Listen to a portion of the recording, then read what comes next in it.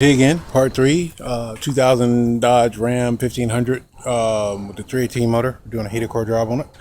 Got everything back put together and the computer mounted here. Make sure that you hook up your ground strap. It's back over here to your computer. Very important the computer be grounded. There are the other screws there, and there's that black mount back behind there. And that's where the bolts were hidden for the heater core back here, to get that bolt back there, the heater core pipes, and then there's a couple of studs like this one here. There's another one hid behind the computer, and one on the lower underneath the actual AC receiver dryer. And once you get all that in place, you can put everything back together, hook up your hoses, and make sure you hook up your vacuum lines, because otherwise the flaps won't work on the inside. See the hose going in there? Just make sure it's hooked up. If anything's broken, cracked from the heat, from the exhaust or anything, just replace it as needed. Check your grounds though. Make sure they're clean, nice and tight. And that's pretty much it for that.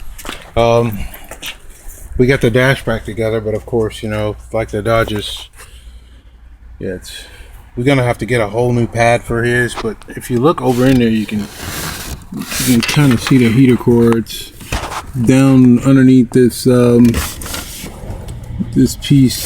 I don't know if you can see it or not from that way, but anyway, it's done.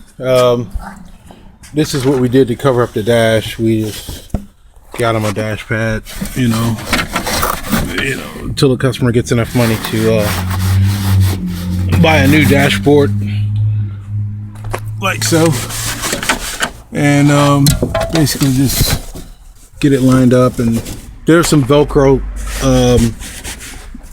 that you put up there to hold it in place so it won't go sliding around all on you.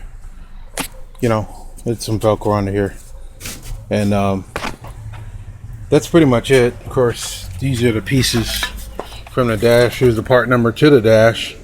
If anybody wants to call and get a new one, that's the part numbers right there. Well, as you can see by the year,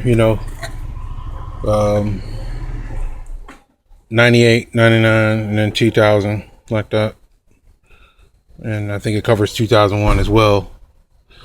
And this is what we're able to do with this. It'll break like this real easy. See that? It just breaks. It's ridiculous. I don't know what type of plastic this is, but whoever the engineers were who designed this plastic, they need to be fired. Or whatever company that made it. That doesn't make any sense. I'm trying to show you. You can break it. Okay, watch this. Alright, you can't break it that way, but you can break it. Let me see. Let me grab another one. Watch this. See what I'm saying? It just breaks up. Like, see, that way it breaks real easy. But if you try to break it the other way, it won't break that way. See that? I don't have to wear the shit, but it'll break that way. It'll break that way, but it won't break that way. That is bizarre. See? See that? Did you see that? It broke this way, but it won't break. Yeah, there it goes. It breaks from the inside. There you go. But it breaks that way, but it won't break the other way. But see it? There it goes. I got it to break that way though. But some of the pieces are like that though. They won't do that. Maybe it's heat or something. I don't know. Let's try it on this one. See? It break that way, but it won't break that way. Look at that. But it break the other way. It's crazy. Maybe it's just whatever they made it out of or something. I don't know. I have no idea.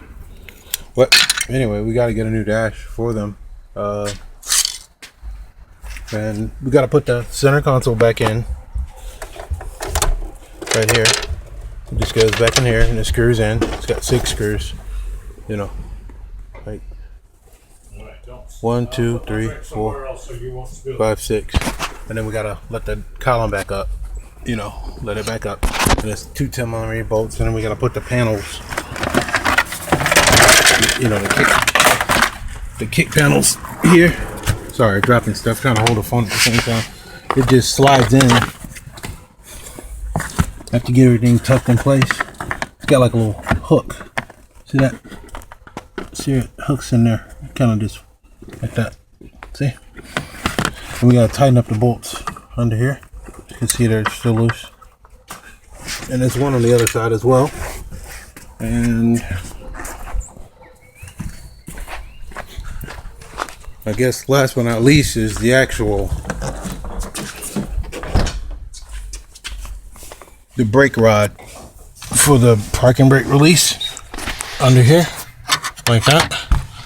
See it? See it? Okay, you gotta get in here and then pull this back and then put it in that little hole and then swing the lever down like that. Boop. There you go. And then you can test it, make sure it works.